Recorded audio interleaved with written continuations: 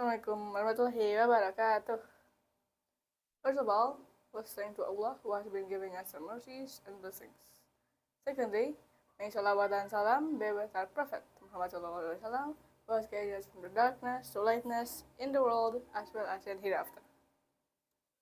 Before I deliver my speech, let me introduce myself first. My name is Diya Alifah. I am 11 years old and I am a student of Uswatun Hasanah Elementary School.